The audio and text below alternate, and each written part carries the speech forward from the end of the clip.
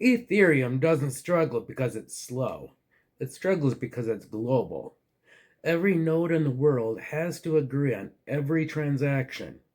That global consensus is the bottleneck. Not compute, not bandwidth, consensus. So the real question isn't how do we make Ethereum faster? The real question is how do we reduce the amount of work Ethereum has to agree on? That's the entire reason layer 2s exist.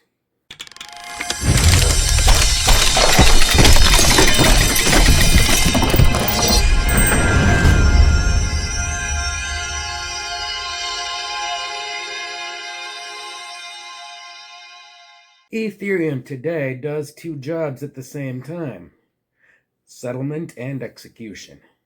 Settlement needs to be slow and conservative. Execution wants to be fast and flexible. When both live on the same chain, the slow part wins. Layer 2s fix this by moving execution off chain while keeping settlement on Ethereum. This is the mental model the entire arc plugs into.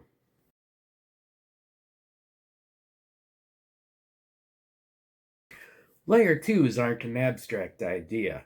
They're live networks moving real value every day, and each one shows a different angle on the same core concept. Before we break down the architecture, it helps to look at a few of the major players and understand what they're actually doing. Arbitrum is one of the largest Layer 2s today. It's an optimistic rollup that uses a multi-round fraud-proof system, which means it gives the network time to challenge incorrect transactions before they settle on Ethereum. It's built for high throughput, and its Nitro stack compiles down to Ethereum in a way that feels familiar to developers. Arbitrum also has a growing ecosystem of L3s called orbit chains, which shows how Layer 2s can expand horizontally. Optimism takes a different approach. It's also an optimistic rollup, but it uses a single round fraud proof design and focuses heavily on modularity through the OP stack. The OP stack is a framework that lets anyone launch their own chain that plugs into the broader superchain vision. Coinbase's base chain is built on this stack, which gives you a sense of how serious institutions are about this infrastructure. zk-sync represents the validity proof side of the spectrum. Instead of relying on fraud windows, it uses zero-knowledge proofs to mathematically prove that transactions were executed correctly. It's built around a zk EVM design, which means it aims to stay close to Ethereum's execution model, while still benefiting from the security and finality advantages of zk proofs. Starknet takes the zk idea even further with Stark proofs and its own VM called Cairo. Cairo is optimized for provability rather than EVM compatibility, which makes Starknet attractive for high performance applications that need massive throughput and advanced cryptographic guarantees. It's a different philosophy. Instead of matching Ethereum's execution environment, it builds a new one designed for the future. Polygon's zk EVM is another major example. For full EVM equivalence, meaning developers can deploy Ethereum contracts with minimal changes, while benefiting from validity proof security. Sorry about that. It's part of Polygon's broader ecosystem, which includes multiple chains and technologies working together under one brand. These networks all look different on the surface, but they share the same foundation. They run execution off-chain, anchor security on-chain, and use proofs or fraud windows to keep Ethereum in control. Seeing these examples that makes it easier to understand The architectural levers we're about to break down, because every one of these systems is just a different combination of the same core choices.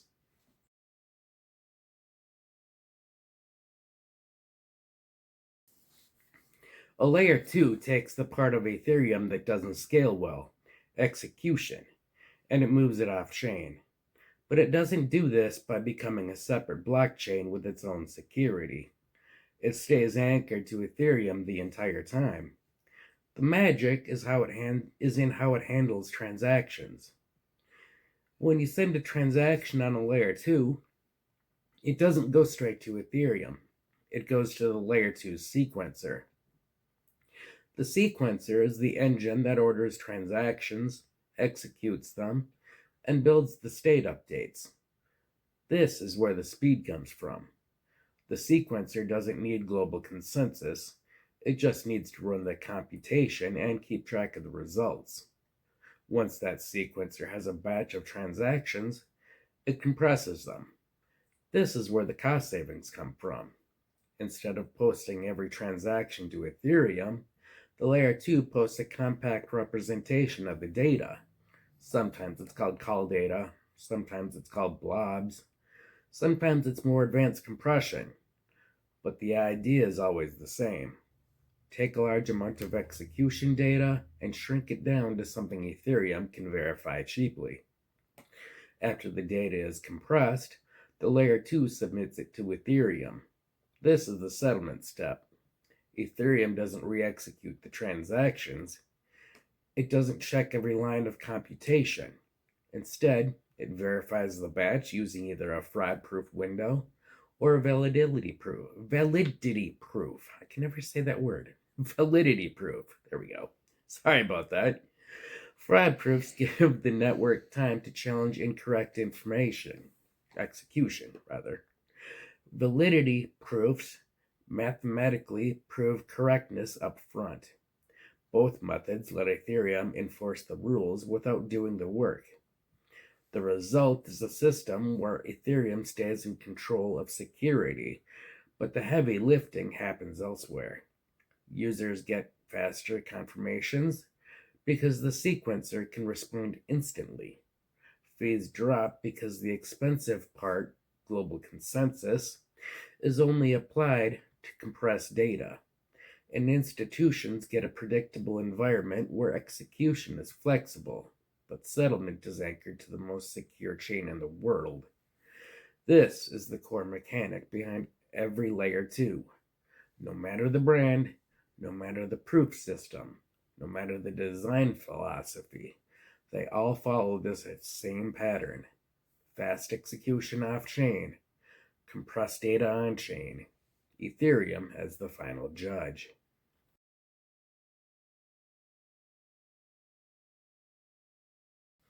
Institutions don't adopt technology because it's new.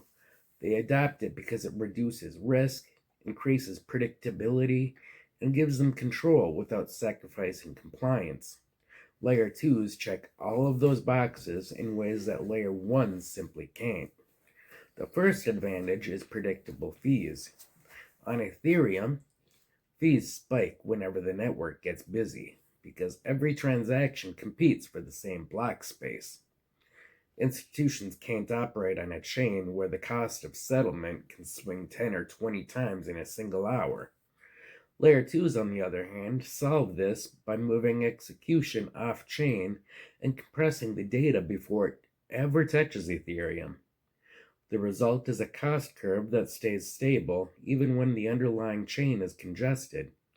For an institution, that means they can control model expenses, price services, and run operations without worrying about sudden volatility in transaction costs. The second advantage is deterministic control. Institutions need to know who is sequencing their transactions, how those transactions are ordered, and what guarantees they have around censorship or priority. Layer 2s give them those options. Some use centralized sequencers that provide fast, predictable ordering. Others use permissioned or shared sequencing models that let institutions participate directly in the ordering process. And of course, at the L3 level, institutions can run their own execution environment entirely while still settling to Ethereum for security. This gives them the control they need without forcing them to build a full blockchain from scratch. The third advantage is compliance. Institutions operate in a world of audits, reporting requirements, and regulatory oversight. Layer 2s let them build compliance layers on top of Ethereum without modifying Ethereum itself. They can add KYC gates, transaction monitoring, a restricted asset list at the execution layer while still inheriting the security of the settlement layer. This separation of concerns is exactly what regulators want to see. A secure base layer with a flexible, auditable logic on top. The fourth advantage is finality. Fraud proofs and validity proofs give institutions different ways to manage settlement risk. Optimistic roll-ups offer economic finality with a challenge window, which works for many use cases. Validity roll-ups offer cryptographic finality almost immediately, which is ideal for high-value transfers or environments where settlement risk must be minimized. Institutions can choose the proof system that matches the risk tolerance instead of being locked into a single model. The fifth advantage is scalability without fragmentation. On a layer 1, scaling usually means spinning up a new chain, which creates new liquidity pools, new bridges, and new security assumptions. Layer 2s scale horizontally while still anchoring to Ethereum. Now that means institutions can deploy multiple execution environments without splitting liquidity or trust. Everything settles back to the same root chain. Everything inherits the same security. Everything stays interoperable through proofs. Put together, these advantages create something institutions never had in crypto before. A system where they can operate at scale with predictable costs, strong guarantees, and clear control services, all while relying on Ethereum for security. This is why the institutional shift is happening on layer 2s, not layer 1s. The architecture finally matches the requirements of real-world businesses.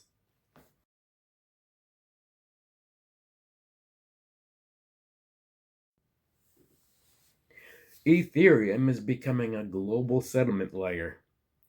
That means it handles finality, security, and data availability, but it no longer tries to run every application directly. Settlement layers don't scale horizontally. Execution layers do. And layer 2s are the execution layers. There are general purpose layer 2s like Arbitrum, Optimism, zkSync, and Starknet. These are shared public environments where anyone can deploy our applications. They behave like Ethereum, but faster and cheaper, because execution happens off-chain, and only the compressed data settles back to Ethereum. There are application-specific layer 2s. A decentralized exchange can run its own rollup. A gaming studio can run its own rollup. A payments company can run its own rollup. They get performance and control without fragmenting security, because everything still settles on Ethereum. And there are layer 3s. These sit on top of layer 2s and inherit security from them, which inherit security from Ethereum. L3s let institutions create private or permissioned environments with custom rules, custom compliance logic, and custom sequencing, all without touching the base layer. They can run their own chain with their own policies while still settling to Ethereum for finality. All of these environments can coexist because they share one settlement layer. No matter how many execution environments exist, they all anchor to Ethereum. That means liquidity stays unified. It means assets don't fracture across dozens of isolated chains. And it means every environment inherits the same security guarantees. Interoperability comes from proofs, not bridges. Instead of trusting a third-party bridge to move assets between chains, execution environments prove their state transitions to Ethereum. If the two environments both settle to the same root chain, they can trust each other's state through Ethereum. That removes one of the biggest sources of risk in crypto. Competition happens at the execution layer, not the settlement layer. Execution environments compete on user experience, cost, throughput, and features, but they don't compete on security. They don't compete on finality. They don't compete on trust. Those are fixed by Ethereum. This separation lets innovation happen without compromising safety. And all of this works because security is anchored to a single global root. Ethereum becomes the final judge. It becomes the arbiter of truth. Every execution environment, whether it's a public L2, a private L3, or an app-specific rollup, inherits the same security model. That's what makes the modular feature possible. You get scale without fragmentation. You get flexibility without new trust assumptions. You get a network that grows horizontally while staying unified at the base. This is the architecture that wins long term. Layer 2s exist because Ethereum cannot scale execution and settlement in the same place. They solve this by moving execution off-chain and anchoring security on-chain. And they differentiate themselves through data availability, proofs, and sequencing. So next week, we plug real networks into this model and compare Arbitrum and Optimism at the architectural level. And don't forget, Understanding Crypto, a clear guide for new investors, drops in 2 days. I can't believe it. The link will be in the description. So stay locked.